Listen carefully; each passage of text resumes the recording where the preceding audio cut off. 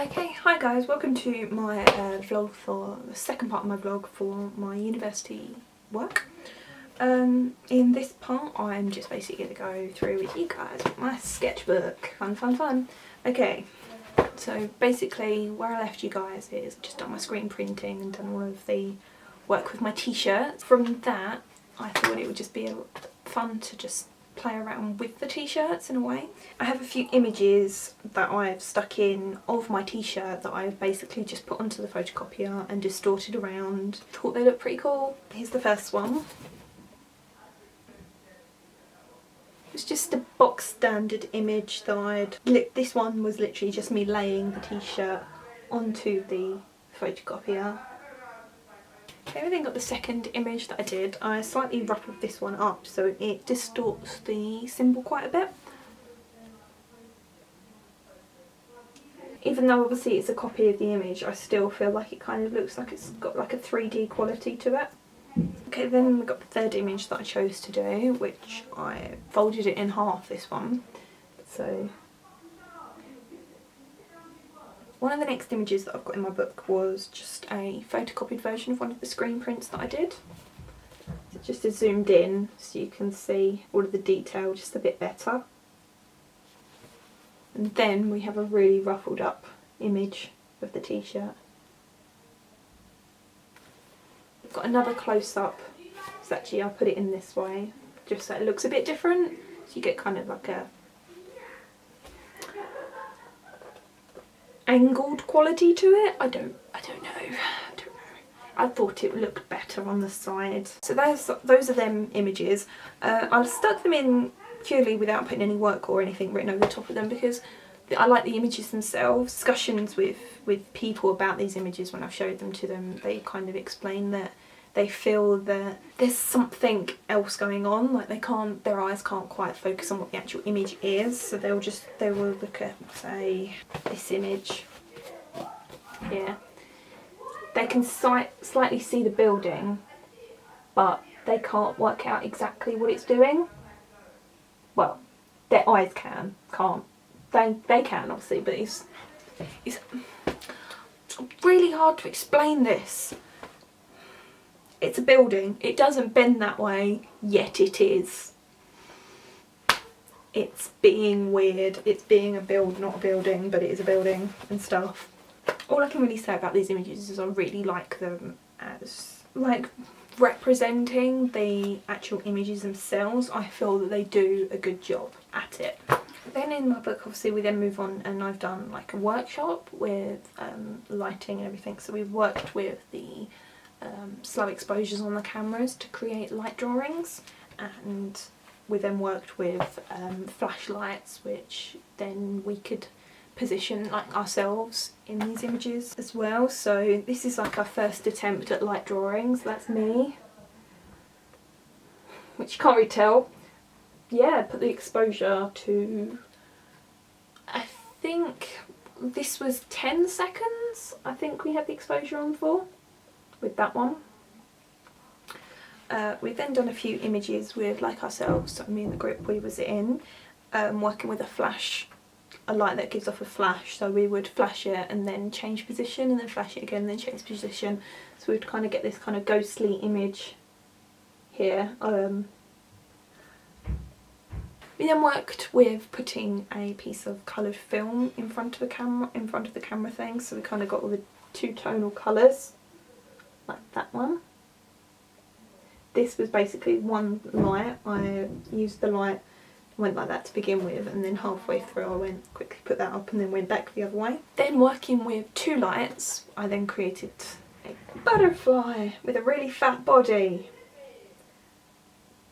Yeah. And that was once again done on 10. Once again we did another few images with the colour. And then we did a bit with both. So this is an image of myself where we worked with the flashing light of the person moving and the light of a torch. So you have me here. I really like this image because I can tell it's me, and I know it's me obviously because I did it, but it's so blurred that it doesn't look like me, but it looks so much like, it still looks like me. That is so difficult to explain, but yeah. I really like the way this image came out because I didn't think that the light off the phone would be as strong if we had the really big flash on it. I think you can see where we flashed the light, so here and here. I think probably more around here we were flashing the light, whereas here we wasn't. Going back into obviously the screen printing thing, I wanted to print off and put in my books all of the work I've been doing. Since the last video I've created 2 more prints. I've done one in a turquoisey sort of colour and one in a silver colour. Unfortunately I decided to leave brown tape on them overnight and all of the glue of the tape got stuck on the screen print. So when I pulled the image through, it had flaws in it, which I thought made it look kind of like a bit of a rusticy sort of image. So what I did is, instead of putting them up on my wall, I decided to take the images themselves and print them out and stick them in my book. So we have the sort of silvery colour one that I did. You can kind of see here where the image inks didn't take when I printed them, and then the turquoise.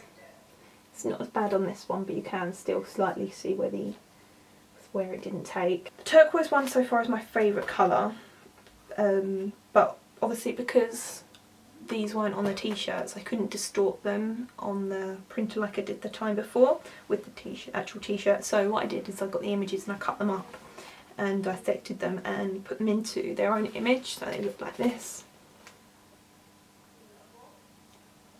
So it's just another way of visually distorting the images, so much so that you can't actually tell what they are. But I think that still looks really cool. I then went on to obviously start looking into what my artist research is. There are several things that influence my work in general, because I like the idea of branding, the idea of logos, of people recognising things based on the branding that's been put out for them. So music has quite a big thing in my work, basically because bands use merchandise, album covers, websites, online images, like photo shoots, magazines, all of that sort of thing to like put out their image. So I've started basically looking into album covers. This is one of the album covers I've started looking into. There is, under the text that I've done, there is more of the image and it does go bigger, but obviously I'll put the main image in there.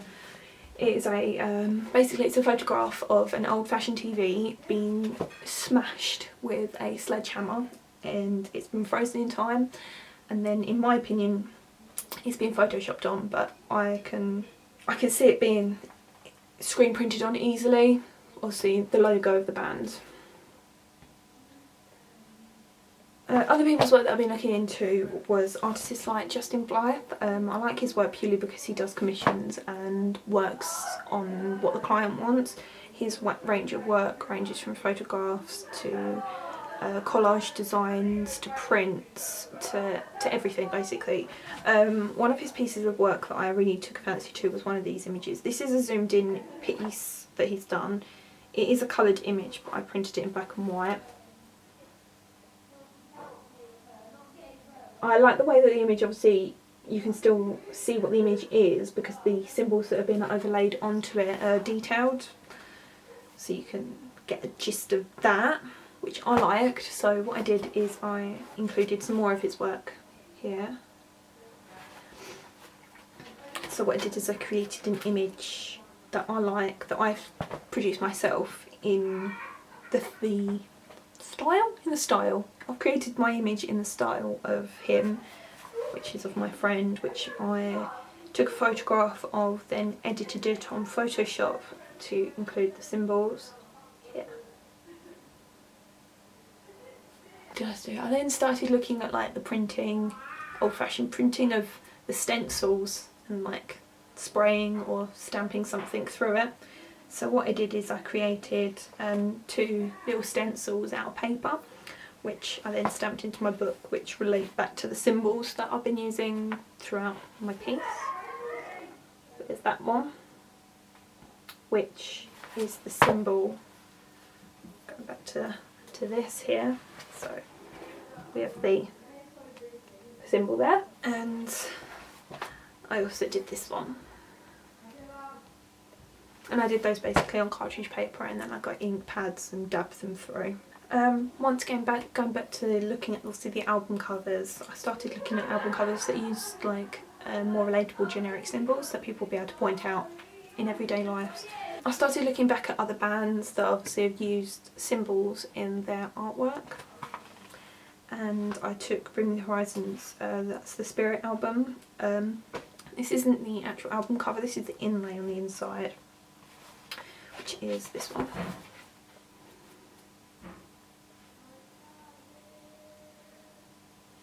I like this image purely because, once again, the symbol is really clear on the outside, but the work on the background actually reminds me a lot of my work that I've done before.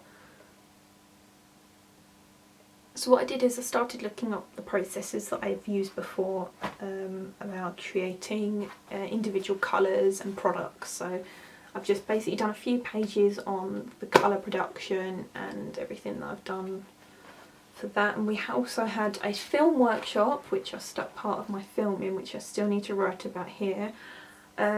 Basically I included all of, going back to what I said in my last video about including myself in my work. So what I did with this film was I used the clear film and I basically drew around all of my tattoos.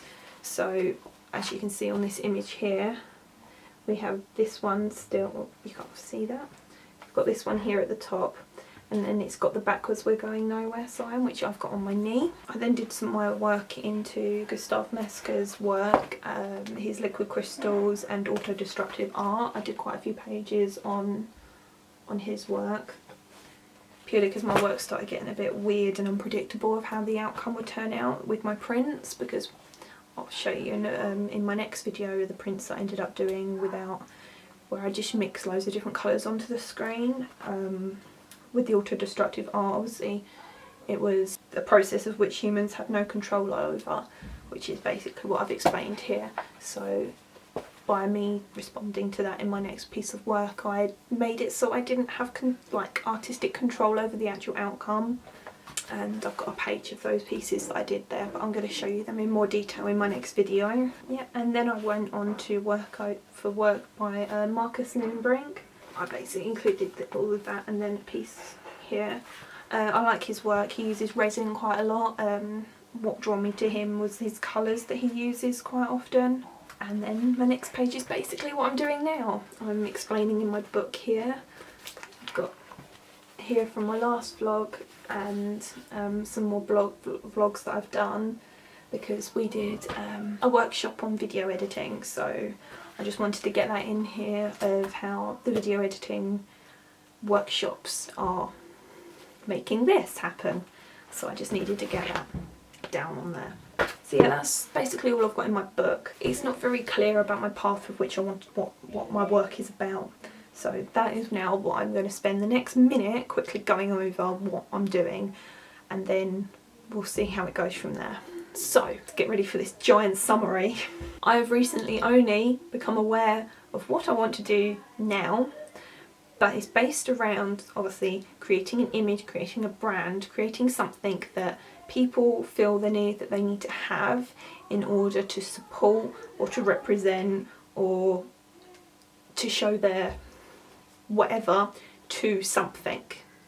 So in a way, these people feel like they need to have something. It's a form of advertisement. It's a form of advertisement to do that sort of thing.